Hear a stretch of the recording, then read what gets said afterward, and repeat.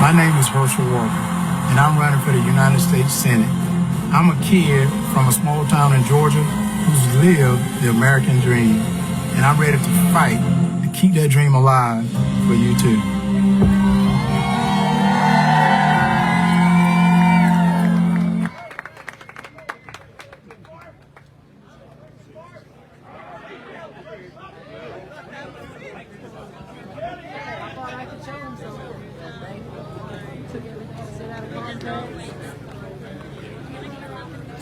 All right, let's make some noise. All right.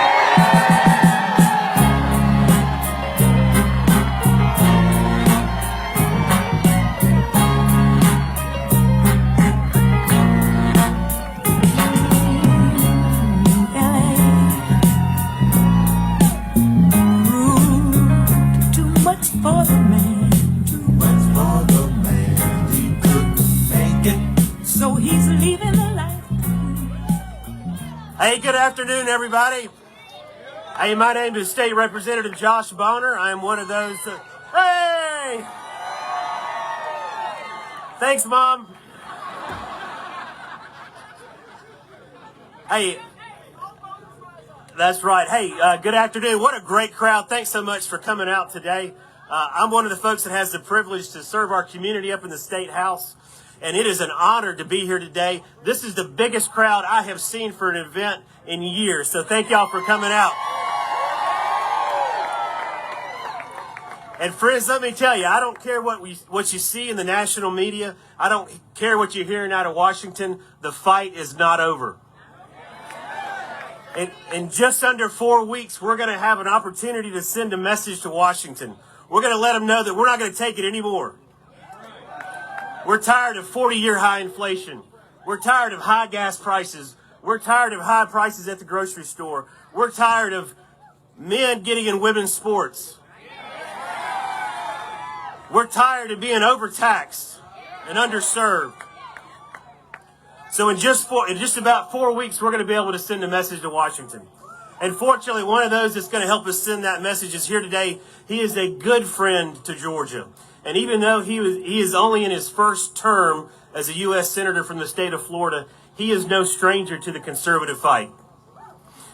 In 2 terms as the Florida governor, he set the stage for what Florida is today, and that is a bastion of conservative Republican ideals. So friends, it is my honor and privilege to introduce this afternoon to Senator Rick Scott. Let's give him a big Georgia welcome.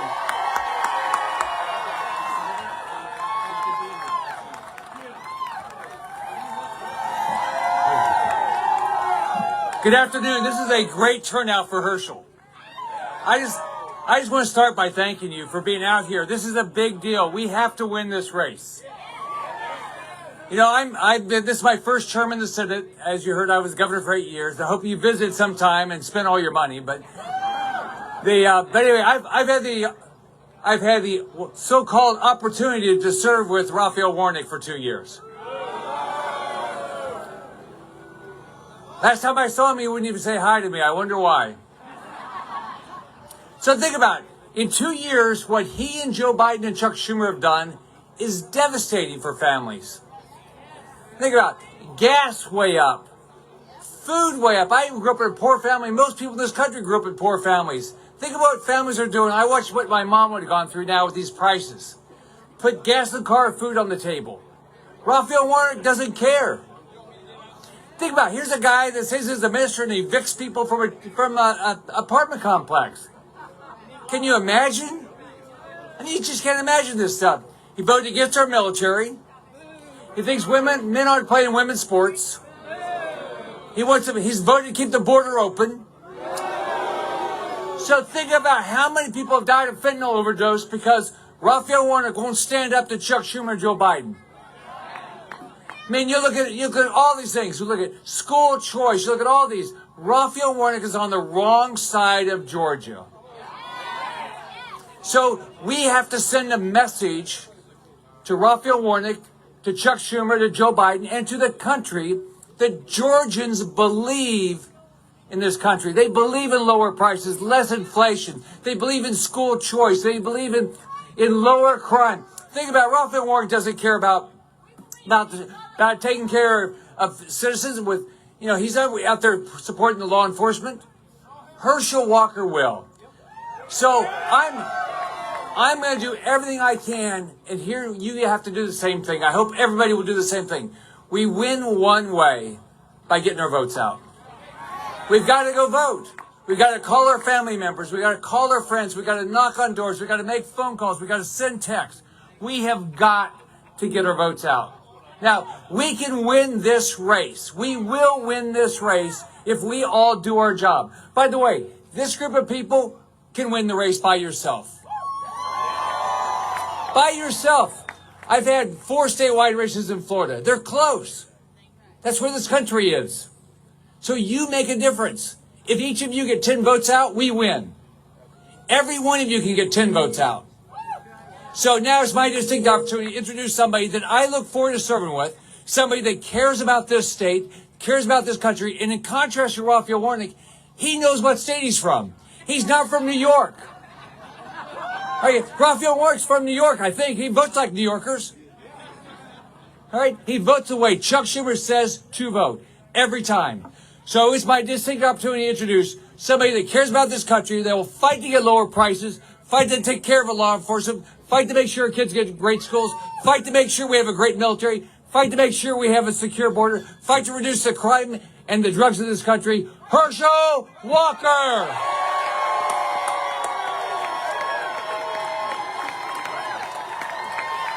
Hello there. Hello, hello, hello. Thank you. Thank you. Any speech I ever make, I always give glory to my Lord and Savior Jesus Christ, because he said if you don't acknowledge him, he's not going to acknowledge you. And I also acknowledge my wife, Julie, who's in this fight with me. But all of you is in this fight. All of you is in this fight with me, and I want to thank you for being in this fight with me, because this is a fight, and we're going to win this fight. I want you to know that. We're going to win this fight, because in a time like this, God prepared me for it. In a time like this, he prepared me for it, because I tell this little story about as this little kid growing up. My mom said I was big bone, which meant I was fat. And I used to have a speech impediment. So for 4 years of my life, I never went out for a recess. For 4 years of my life, I never spoke in a classroom. But because of the grace of God, he had a mission for me. So he got me this scholarship to go to the University of Georgia. Yes, in Georgia. Yeah, no. And he got me this opportunity to win a Heisman Trophy. Yeah, no. And then he got a chance to put me on the 1992 Olympic bobsled team. Think about it. It's a lot colder on bobsled than it is right now. So I got a chance to be on a bobsled team. But the Lord knew he was preparing me for a moment like this, because he said, I'm not strong enough yet. He said I wasn't strong enough. And then somebody told me I had a mental problem. Think about it. Like Herschel Walker had a mental problem. I'm talking about myself in third person, but I know that. So I'm like, how in the world can I have a mental problem? Guys, I never drank before in my life. I never tasted beer. Never taken any drugs. Never had any medicine in this body. They said I had a mental problem. And I said, if you got a problem, you got to get that problem taken care of. So I decided to go to this hospital out in California. So, I did. I went to this hospital out in California. And as I was sitting in this hospital, I go, whoa, these people here are crazy. These people here are crazy. I'm not like them. But then, as my mom taught me that we all fall short of the glory of God, that what happens to us sometimes, we get ashamed and we just hide it and we don't deal with it. So I started dealing with it.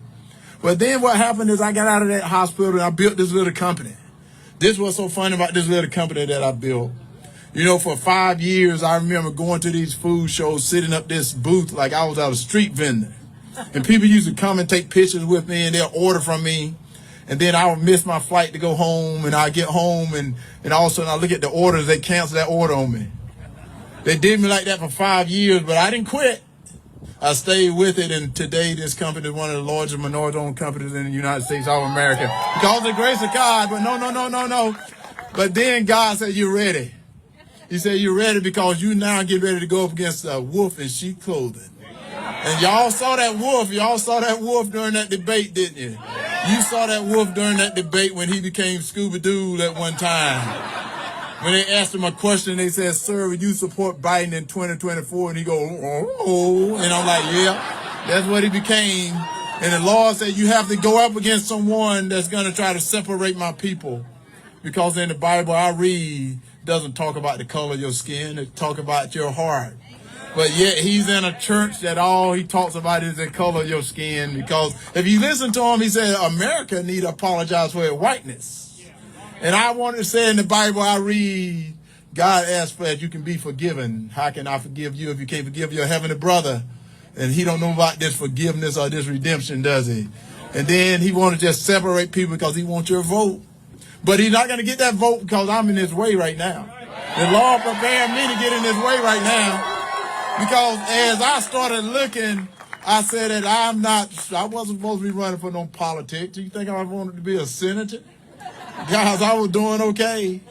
I was doing all right. But I said, no, you're not going to hurt my family. And all of you are my family. I don't care what color your skin is. All of you are my brothers and my sisters. And I would not let a senator hurt my brothers and my sisters because, one of the first things he did, when he got to Washington, he decided that he's going to bend his bike and let Joe Biden ride his bike. And I said, sir, until you can straighten your bike up. Straighten your bike up and don't let nobody ride your bike because all of a sudden you start doing everything he asked you to do. You gave up our energy to our enemies. And giving up our energy to our enemies meant now we're in a national security problem. I don't know if y'all know that we're getting ourselves in a national security problem. And they're not talking about it. They're not talking about it, but yet they want to talk about everything else except the problems that's happening in this country right now. Do your pocketbook feel better today than it did 2 years ago? Do your saving accounts feel better today than it did 2 years ago? And you wanted to retire, but now you can't retire because of what they're doing to this economy. But that happened when they decided to give up our energy. When they decided to give our energy up, and then the supply chain. Y'all see what's happening right now. I'm in that business. Right now, diesel fuel is going up. Gas is going up, and all of a sudden, y'all may not know this. Strategic Petroleum Preserve, they gave those up too. And he let him give it to China. He let them sell it to China. Can y'all believe we're giving things to China? They're afraid to stand up against China, where Herschel Walker not afraid to stand up against China. I'm not afraid to stand up against China because I'm sick and tired of them thinking that we are not good people. They want to put this country down, and they get mad when you say make America great again. And I'm saying you live here in America. Shouldn't you want it to be great? This is where you live at. Shouldn't you want it to be better than anyone else? Guys, we're not a second-rate citizen. We're not second-rate country. We're first. And until we can get leaders in Washington that say we're going to be first, we're always going to be second. Well, when I'm in there in Senate, I'm going to fight for us to be first because that's who we are. We're going to become, as Ricky Bobby said, if you're not first, you're last. And we're never going to be last. Not in my book. And then we have this senator that came to Washington that forgot about us. He forgot about us. He put men in women's sports. He voted to put men in women's sports. And I was that senator that's sort of like putting Herschel Walker to compete against your daughter. Do y'all want me to compete against your daughter? That's what he want to do. Well, it don't work. Biological men shouldn't be in women's sports. He should have known that. But yet he hadn't known it because we're still discussing what is a woman. They're trying to discuss what is a woman. I know what a woman is. A woman is written in my Bible that I read because it said a man and a woman. And a woman is real from a man. We don't need to discuss that, but what they're trying to do, they're trying to fool you, get you all off the stuff that they need to be concerned about. Tell you what is a woman. They know what a woman is, and they also know a man can't get pregnant. We don't need to discuss that. A man can't get pregnant. Get it out of your head. What we need to discuss is get it back under control. Get national security problems. Get those under control. What we need to discuss is discuss the crime in the streets. And do you know why the crime is in the streets? Because the guy I'm running against wanted to call all men and women in blue thugs and bullies. Yet they have sacrificed so much for us to have all the freedom that we have right here in the United States of America. They sacrificed. And yet he called them names only because he don't have respect for them. Well, we're going to have respect for them because we support all men and women in blue. And I will always support all men and women in blue. He can call them what he wants, but I'm going to tell you, I want them to know Herschel Walker will always stand with you because they stand with me. And I'm always stand with them. The other night, The other night I tell the story when I was leaving the campaign office. As I was leaving, it starting to get dark outside, and I watched this officer pull over this car, this little white car with dark windows. And as this officer was getting out to walk up to the car, I started to get nervous. I got nervous because all we see is iPhones today. We see all those iPhones. We always seeing that something going wrong. So I started getting nervous. What's going to happen? I hope this officer don't hurt him. Maybe we need to reform the officers. And then I said, no, I got it wrong. I'm not going to let the left transform me into this is the new normal. This is not the new normal. Why don't we transform the citizen to show the respect to the officers as well? Why don't we transform them to show respect to the officers? Because everybody want to go home safe. All they're doing is wearing a uniform, but their moms and their dads, their brothers and their sisters, they have a life just like we have a life. But we got to get leaders in Washington that's going to be strong and not just bow down to whatever it seemed to be coming around for that week.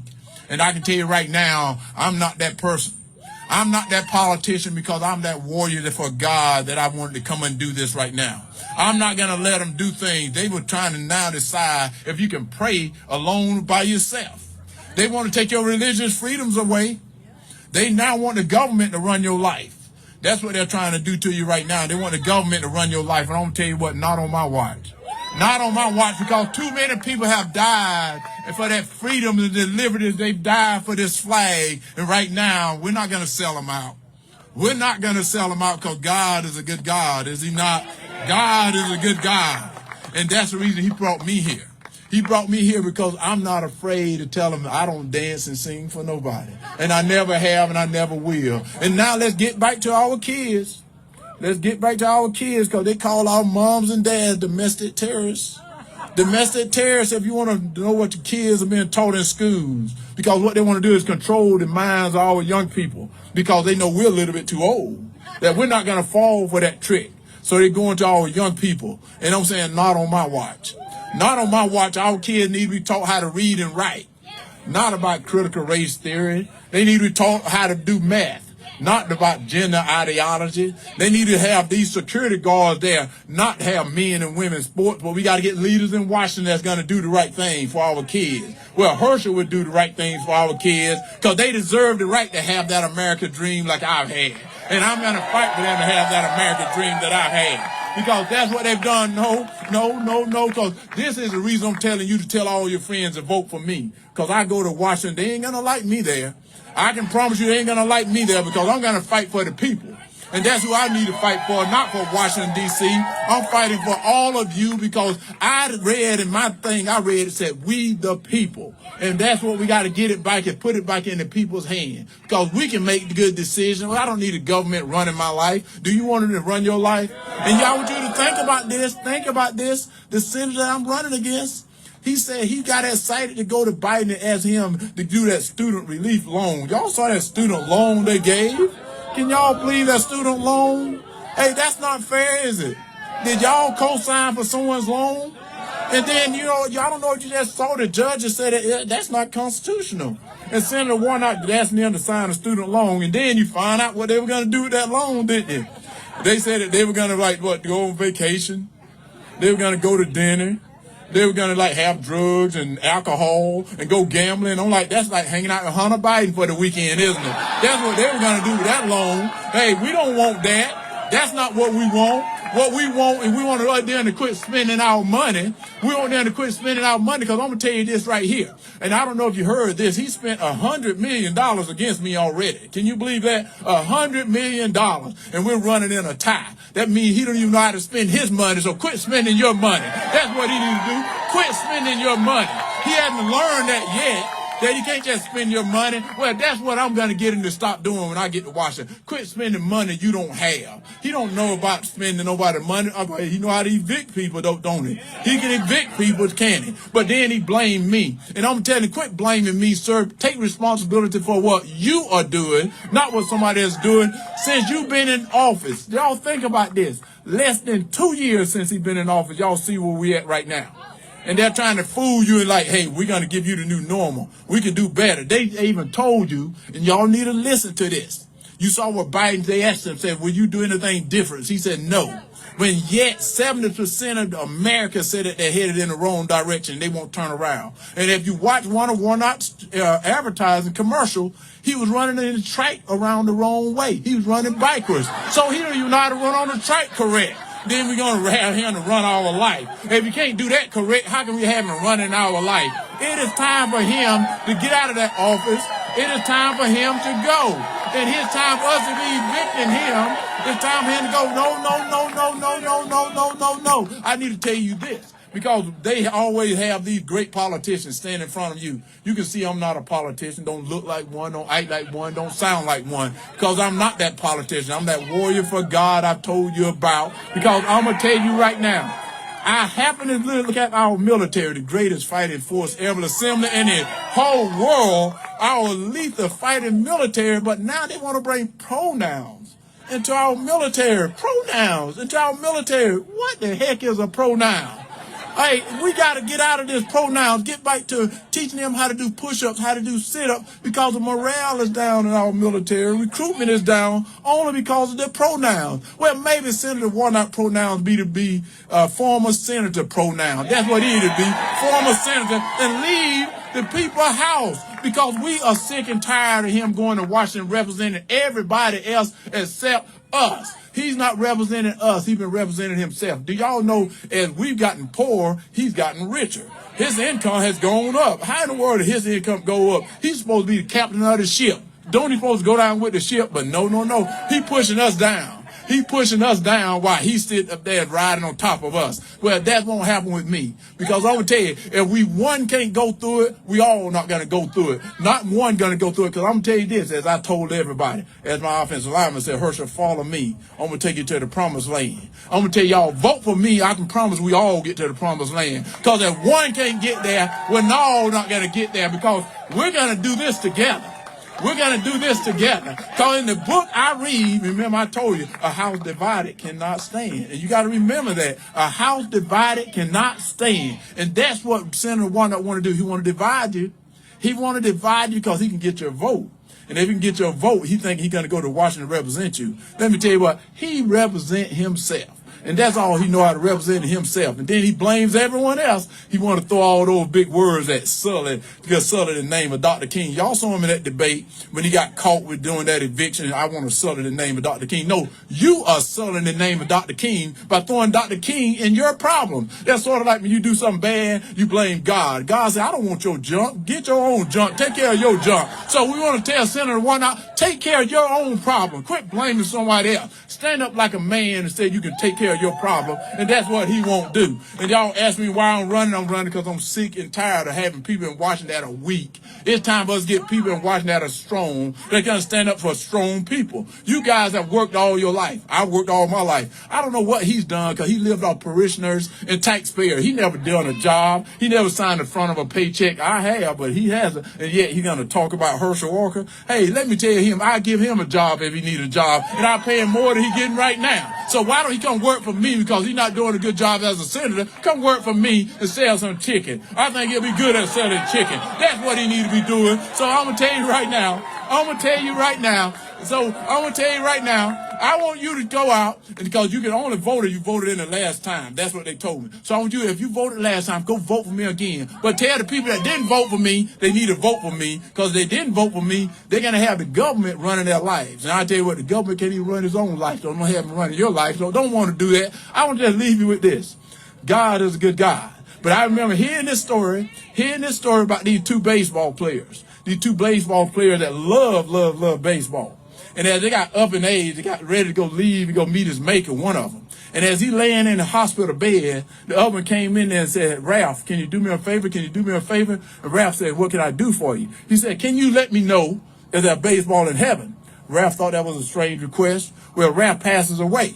A couple of weeks later, the other guy working in his backyard, and this cloud started coming towards him on a bright sunny day. He knew it had to be Ralph. So he ran into this cloud. He started shouting, "Is there baseball in heaven? Is there baseball in heaven?" And the voice from this cloud said, "Well, I got some good and bad news. So I don't care about that. Is there baseball in heaven?" The voice said, "Well, the good news is there's baseball in heaven." And the guy goes, "Yes." Said, "The bad news is you're pitching tomorrow." And the guy goes, "No. The reason I'm telling you that, guys, we don't have no more time.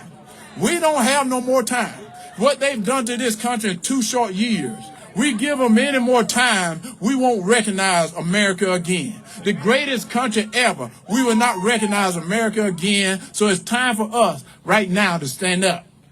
It's time for us to stand up. It's time for us to sacrifice like so many people have sacrificed. It's time for us to be like our men and women in blue that sacrifice every day. This is the toughest time for them to do their job. It's time for us to sacrifice like our men and women in service that are sacrificing every day for us to have the liberties and freedoms we have. It is time for us to sacrifice like we never sacrificed before. God is good. God bless you guys. Thank you, guys. God bless.